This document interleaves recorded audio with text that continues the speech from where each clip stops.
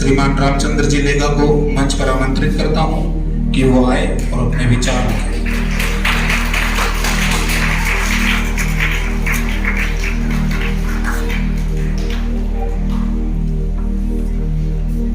Vivekananda convent school की principal ma'am शोभा Modi ma'am, convent का सारा टीचिंग और नॉन टीचिंग स्टाफ के मेंबर, बच्चों के पेरेंट्स के रूप में पधारे हुए सभी गणमान्य नागरिकों, बहुत सारे बच्चों की पेरेंट्स के रूप में मम्मी आई है, वो स्पेशल थैंक्स की भागीदार है। प्रिय बालक और बालिकाओं, सबसे पहले तो मैं इस शानदार अचीवमेंट की आप सभी को ढेर सारी बधाइयां और शुभकामनाएं देता हूं। आपने वर्ष पर्यंत जिस भी क्षेत्र में मेहनत की है, जिस भी कंपटीशन में आप पार्टिसिपेट हुए और अपना दमखम दिखाया और आप जीते, तो मैं मेरी पूरी टीम को, प्रिंसिपल मैम को, मेरे प्यारे बच्चों को और आप सब अभिभावकों को इस बात के लिए स्पेशल थैंक्स देता हूं। बच्चों ने इस बार हमेशा से कुछ अलग करके दिखाया। जब राज्य स्तरीय टूर्नामेंट हो और वॉलीबॉल का कैप्टन अपने विद्यालय का बच्चा हो, तो गौरव की बात है।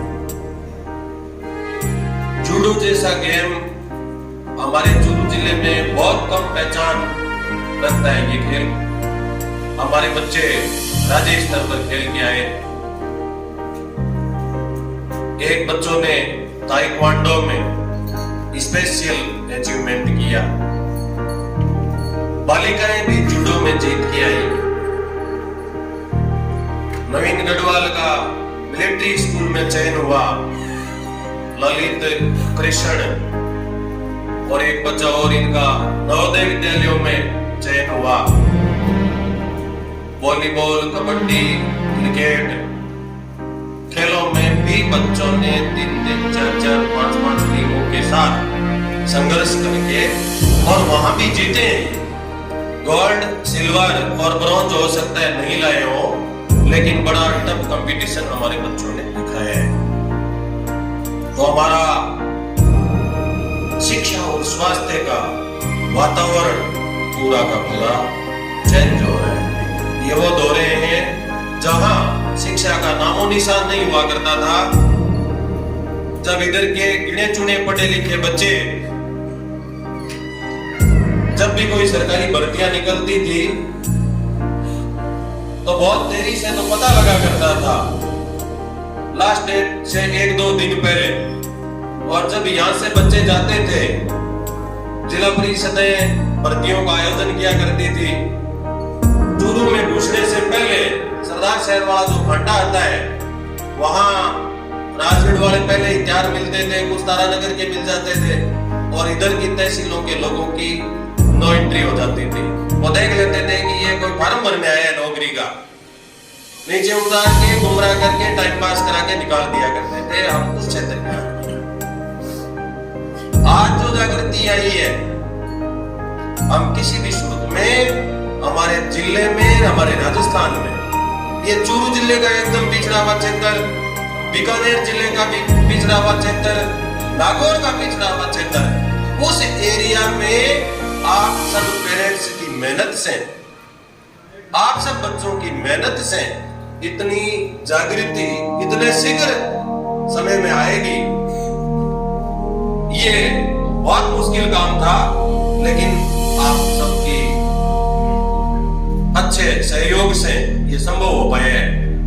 हर भर्ती में अपने बच्चे निकल गए, चाहे किसी भी प्रकार की क्यों नहीं निकल रही हो।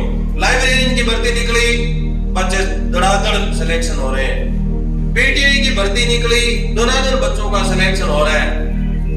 बेल्ट की सर्विस का तो कहना ही क्या, मैं बिना बेल्ट की सर्विस की बात कर रहा हूं, जिनमें अपने पूरे के पूरे एरिया में डॉक्टरों की बात करें तो डॉक्टर भागीरथ प्रसाद जी माजरा एकमात्र पूरे इस एरिया के डॉक्टर हुआ करते थे। अब मैं बड़े फख्र के साथ कहना चाहूंगा कि अपने विद्यालय के भी करीब 10 से अधिक बच्चे अपने आस पड़ोस के क्षेत्रों में हॉस्पिटलों में सेवाएं दे रहे हैं।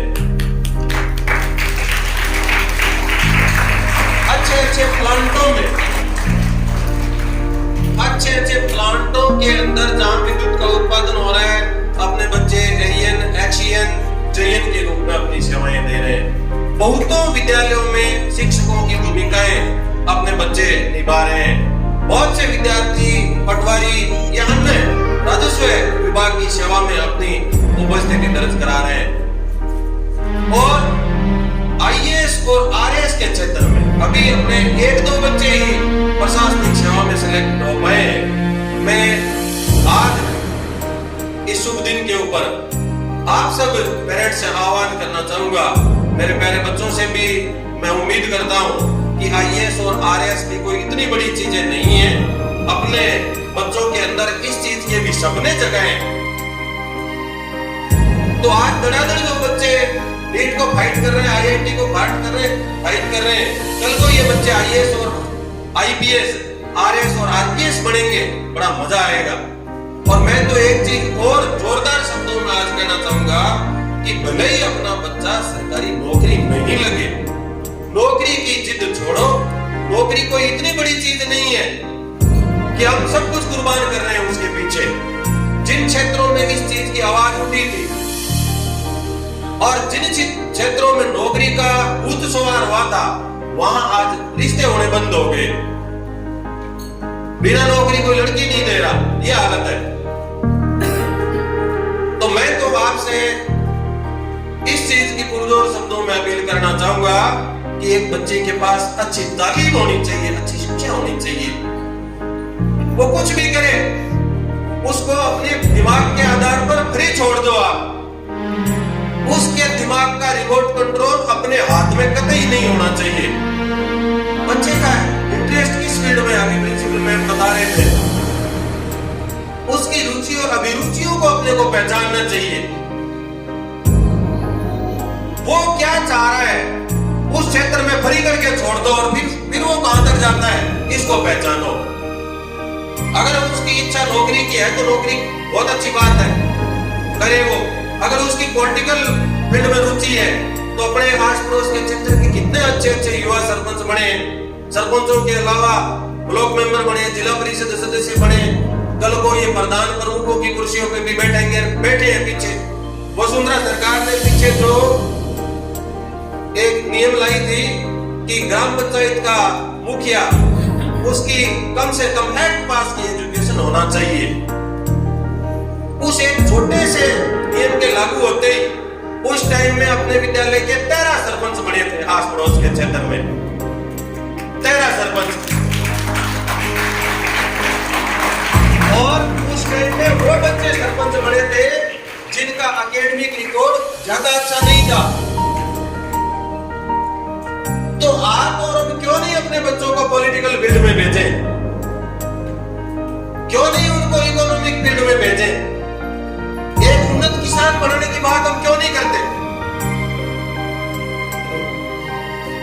आज भी हमारे पास खेती है, पशुपालन है, और मैं बड़े गर्व के साथ इस बात को कहना चाहता हूं कि आने वाला समय खेती और पशुपालन का निश्चित रूप से आएगा।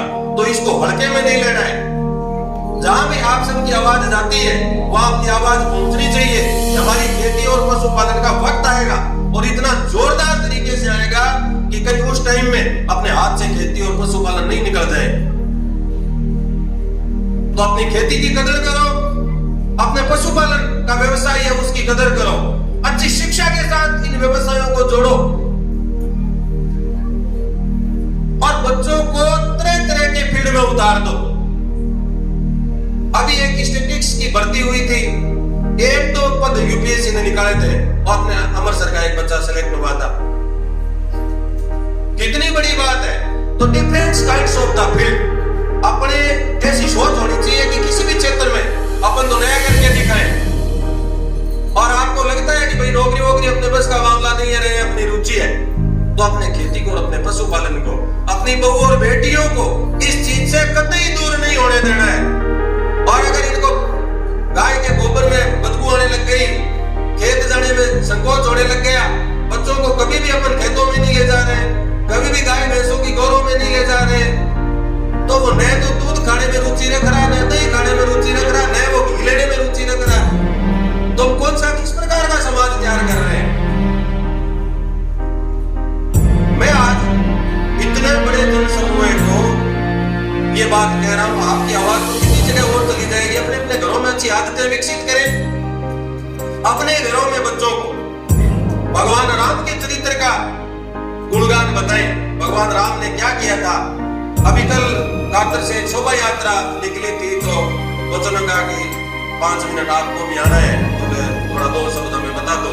एक बात बता रहा था मैं कल कि दिल्ली यूनिवर्सिटी में थोड़े दिनों पहले मीडिया वालों ने एक बहुत सुंदर क्वेश्चन किया।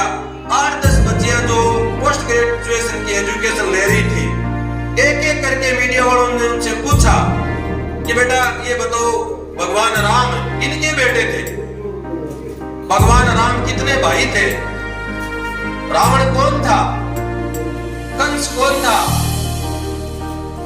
भगवान राम की मां का क्या नाम था। कम से कम उन्होंने 10 क्वेश्चन पूछे थे।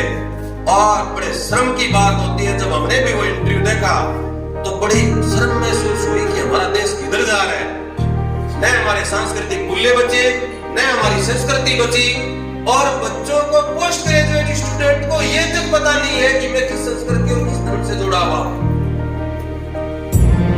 दूसरे लोग देश और दुनिया में अपनी किस तरीके से आलोचना करेंगे कि एक तरफ तो तुम अपनी संस्कृति का इतना जोरदार डंडा बजाते हो कि हमारी हिंदुस्तान की संस्कृति देखो, और दूसरी तरफ तुम्हारे बच्चों को एबीसीडी का पता नहीं है।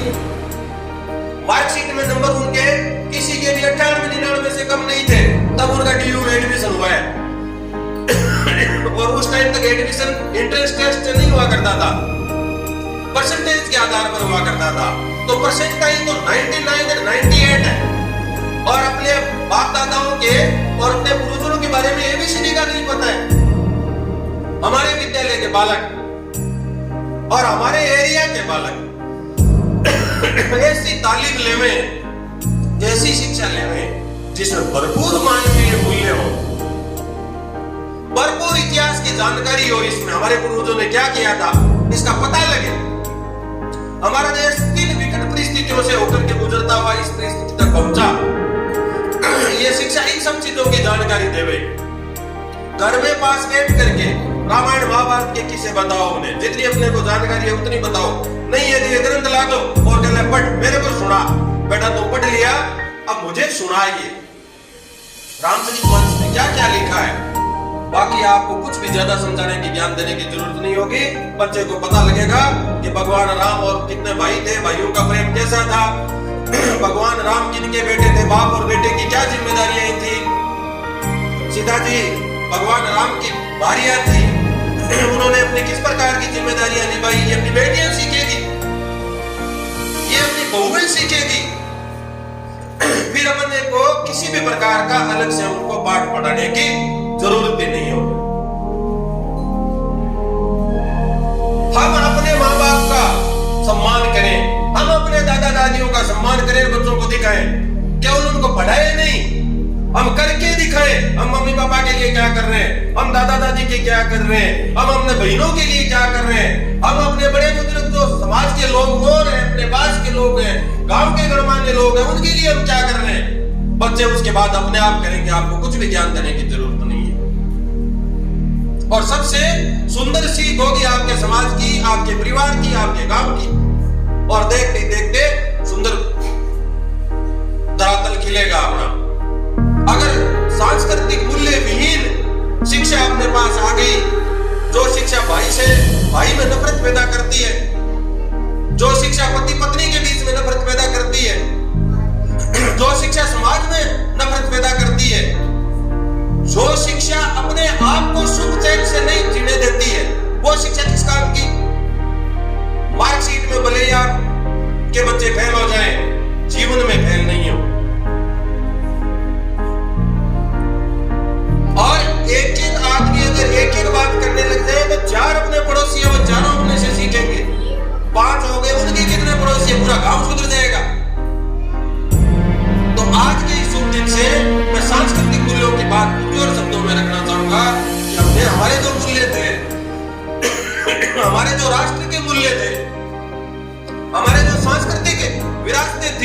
उनका संरक्षण होना चाहिए। महापुरुष जो हुए किसी भी जाति और धर्म के हुए सब हमारी हेरिटेज है, उनका सम्मान होना चाहिए। वो जो गांव के बड़े क्यों नहीं हो, गांव के ठाकुर साहब क्यों नहीं हो, गांव का चौधरी क्यों नहीं हो, गांव के ब्राह्मण और प्रजापति या अन्य सामान्य जातियों के आदमी क्यों नहीं हो, अगर उन्होंने अपने समाज के लिए, अगर उन्होंने ग्रामीण अंचल के लिए, अगर उन्होंने अपने राष्ट्र के लिए कुछ भी किया है तो उनके प्रति नफरत का भाव अपना नहीं बनना चाहिए। वो हमारी हेरिटेज होनी चाहिए और उनका सम्मान होना चाहिए। जब भी गांव या समाज का कार्यक्रम हो उसमें उनको अग्रिम पंक्ति में बिठाया जाना चाहिए कि हमारे गांव के लिए इन्होंने किया है, हमारे समाज के लिए किया है इन्होंने, या हमारे अंचल के लिए इन्होंने अपना योगदान दिया है। ये बात मैं आपको बड़े जोरदार शब्दों में कहना चाहूंगा। इसी के साथ आज आप आए, हमारे बच्चों को टाइम दिया, हमें टाइम दिया। मैं विराजमान इस विद्यालय के प्यारे बच्चों, विद्यालय के अध्यापक अध्यापिकाओं और बच्चों के पेरेंट्स, आज का दिन बड़ा महत्वपूर्ण दिन है। पिछले एक साल में आपके बच्चे ने क्या किया उसके मूल्यांकन का दिन है। और जब भी किसी बच्चे के रिजल्ट का दिन होता है, मूल्यांकन का दिन होता है, वो उस बच्चे के लिए तो महत्वपूर्ण होता ही होता है, उस बच्चे के गार्जियंस, उस बच्चे के पेरेंट्स के लिए ज्यादा महत्वपूर्ण होता है। पेरेंट्स को ये पता लगता है कि हमारा बच्चा कहाँ कमजोर रहा, किस वजह से कमजोर रहा और किन कारणों से कमजोर रहा। एक विद्यालय में 3 महत्वपूर्ण कड़ियां होती हैं। उस विद्यालय में पढ़ने वाले छात्र, उस विद्यालय में पढ़ाने वाले अध्यापक और उस विद्यालय में पढ़ने वाले छात्रों के अभिभावक। मैं तीनों के लिए एक एक बात कहूंगा और उसके बाद मेरी वाणी को समाप्त करूंगा। सबसे पहले मैं विद्यालय के बच्चों के लिए एक बात कहूंगा। छात्रों, आपके विद्यालय का नाम है विवेकानंद कॉन्वेंट स्कूल। जब आप थोड़े बड़े होंगे आप स्वामी विवेकानंद जी के बारे में पढ़ेंगे। स्वामी विवेकानंद जी ने एक बात कही थी, उठो, जागो और तब तक मत रुको जब तक आप अपने लक्ष्य को हासिल ना करो। तो जितने भी छात्र बैठे हैं, आप सभी को अपने जीवन में एक लक्ष्य बनाना होगा। जो बच्चे आज थर्ड आए हैं वो आज ही लक्ष्य बना लें कि आपको अगले साल सेकंड आना है। जो बच्चे आज सेकंड आए हैं वो आज ही अपना लक्ष्य बनाकर घर जाएं कि मुझे अगले साल फर्स्ट आना है। और जो बच्चे फर्स्ट आए हैं वो आज ही अपना लक्ष्य बना ले कि अगले साल मुझे पूरे स्कूल में टॉप करना है। ये लक्ष्य जब आप बनाओगे तभी आप सफलता हासिल कर पाओगे। और सबसे बड़ी बात कि आपको सक्सेस होने के लिए टाइम टेबल बनाना होगा। आपका टाइम, जितने भी आपके पास दिन में घंटे हैं, उन एक एक घंटे का हिसाब आपके पास होना चाहिए कि आप अगले 1 घंटे में क्या करेंगे, उसके अगले 1 घंटे में क्या करेंगे। तो जितने भी यहाँ स्टूडेंट्स बैठे हैं, आप पहले अपना एक टारगेट बनाओ, लक्ष्य बनाओ, टाइम टेबल बनाओ और उस टाइम टेबल के अकॉर्डिंग चलो और अपने लक्ष्य को हासिल करो। अब जो बात है वो अभिभावक जो मेरे सामने बैठे हैं, मैं आपके लिए कहना चाहूंगा, बहुत समय पहले उस आदमी की वैल्यू होती थी, उस आदमी की कीमत होती थी जिसके पास पशुधन सबसे ज्यादा होता था। धीरे धीरे समय बदला और उस आदमी की पूछ होने लगी जिसके पास जमीन ज्यादा थी। धीरे धीरे समय और बदला और आज उस आदमी की पूछ है जिसके पास ज्ञान ज्यादा है। हमें बहुत अच्छा सौभाग्य मिला है कि हम हमारे बच्चों को एक इंग्लिश मीडियम स्कूल में पढ़ाने में समर्थ हैं। एक समय था जब ये जो क्षेत्र है ये बहुत पिछड़ा क्षेत्र माना जाता था, क्योंकि ये जिला हेडक्वार्टर से 150 किलोमीटर की दूरी पर है। यहाँ आसपास अच्छे विद्यालय नहीं होते थे, लेकिन हम सौभाग्यशाली हैं कि आज हमारे क्षेत्र में इंग्लिश मीडियम स्कूल हैं, हमारे क्षेत्र में अच्छे शिक्षक हैं और हमारे बच्चों को हम स्कूल में पढ़ने के लिए समर्थ हैं। तो आप सबसे बड़ी बात, एक बात मैं आप लोगों को निवेदन करना चाहूंगा, जब तक आपका छात्रा 10वीं क्लास में आ जाए, आप मोबाइल से दूर रखें। मोबाइल एक बहुत बड़ी क्रांति इस देश में लाया है, लेकिन बच्चों को फिजिकली फिट रहना बहुत जरूरी है। 10वीं क्लास तक आप अपने बच्चों को मोबाइल से दूर रखें। 10वीं के बाद उसको आवश्यकता होगी तो वो मोबाइल की कीमत भी समझेगा और वो मोबाइल का सदुपयोग भी करेगा। 10वीं से पहले बच्चा मोबाइल से भ्रमित भी हो सकता है और फिजिकली फिट कम हो रहे हैं। जो हमारे पारंपरिक खेल थे, कुश्ती, कबड्डी, वॉलीबॉल, बास्केटबॉल, इन सब से बच्चे दूर हो रहे हैं। और जब बच्चा इनसे दूर होगा, उसका मानसिक विकास रुक जाएगा, उसका शारीरिक विकास रुक जाएगा। इसलिए आप बच्चों को टीवी और मोबाइल से दूर रखें। उन्हें जरूर कम से कम दिन में 2 घंटे आप उन्हें खिलाएं, लेकिन शारीरिक गेम्स जो है वो उनको खिलाएं। और एक मेरा निवेदन है कि अगर कोई अभिभावक किसी भी प्रकार का नशा जैसे जर्दा, बीड़ी, सिगरेट, तो मेरा आपसे निवेदन है कि आप बच्चों के सामने बिल्कुल भी वो चीज का उसका सेवन नहीं करें। ये बहुत हमारे बच्चे के ऊपर मानसिक उसके ऊपर असर पड़ता है। वो ये सोचता है कि जब मेरे पापा खा रहे हैं तो इसका मतलब अच्छी चीज है, तभी वो खा रहे हैं। अगर आप में कोई इस चीज की है आदत, तो वो आदत रखें, छोड़े सब, वो तो सबसे बढ़िया बात है कि आप उस आदत को छोड़ दें, लेकिन कम से कम बच्चे के सामने उस आदत का बिल्कुल भी सेवन नहीं करें। किसी भी प्रकार का बच्चे के सामने नशा नहीं करें। और अब जो एक बच्चे के भविष्य के लिए इम्पोर्टेंट है, एक बच्चे का भविष्य बनाने में सबसे महत्वपूर्ण जिनका योगदान है वो है शिक्षक। शिक्षकों से भी मेरा निवेदन है, हालांकि इस विद्यालय के सभी शिक्षक अच्छे वेल एजुकेटेड शिक्षक हैं, लेकिन मेरा एक आपसे निवेदन है, मेरी जो प्राइमरी एजुकेशन हुई वो सारी की सारी बीकानेर गवर्नमेंट स्कूल में हुई। तो मैंने जब कॉलेज में एडमिशन लिया तो मुझे एक सबसे बड़ी जो चीज देखने को मिली, जो सबसे बड़ा गैप देखने को मिला, कि गांव से जो बच्चा आया है और शहर का जो बच्चा है, उनमें सबसे बड़ा टोन का अंतर रहेगा। तो आप बच्चों से हिंदी में संवाद करें, ज्यादा से ज्यादा हो सके, जितना पॉसिबल हो सके इंग्लिश में संवाद करें, लेकिन हिंदी में तो अवश्य संवाद करें। और हिंदी का उच्चारण, मैं किसी के ऊपर कोई आक्षेप नहीं लगा रहा, मैं सिर्फ एक निवेदन कर रहा हूं, क्योंकि मैंने कॉलेज में ऐसे ऐसे स्टूडेंट्स देखे हैं जो रिटन मार्क्स उनके बहुत ज्यादा आते हैं। लेकिन अब मैं आपको एक उदाहरण बताऊं, एक स्टूडेंट जो रिटन में बहुत अच्छे मार्क्स लाए हैं, लेकिन वो कंपनी का उच्चारण, कंपनी, कंप्यूटर, अब आप एक शब्द होता है कंप्यूटर, एक शब्द होता है कंपाउंडर, अब कई, तो मैं इन सब चीजों के लिए आपको इसलिए कह रहा हूँ कि ये चीजें ग्रामीण क्षेत्र के बच्चों के लिए आगे बहुत ज्यादा नुकसान करती है। तो आप बच्चों से जितना पॉसिबल हो सके उनसे इंग्लिश में संवाद करें, हिंदी में संवाद करें, और अभिभावक भी अपने अपने बच्चों का ध्यान रखें। और सभी छात्रों से मेरा आपसे एक निवेदन है, आप आज एक टारगेट बनाकर जाएं, उस टारगेट के अकॉर्डिंग चले। और जो बच्चे आज इस बोर्ड पे नहीं आ सके, फर्स्ट, सेकंड, थर्ड वाले बोर्ड पर जो खड़े होकर फोटो नहीं खिंचवा सके, मैं आपसे ये बात कहूंगा कि आप आज ही एक संकल्प लीजिए, एक निश्चय करके यहाँ से चाहिए कि अगले साल जो ये बोर्ड यहाँ रखा है फर्स्ट, सेकंड, थर्ड वाला, इसके पे खड़ा होकर मैं भी विक्ट्री के रूप में फोटो खिंचवाऊंगा।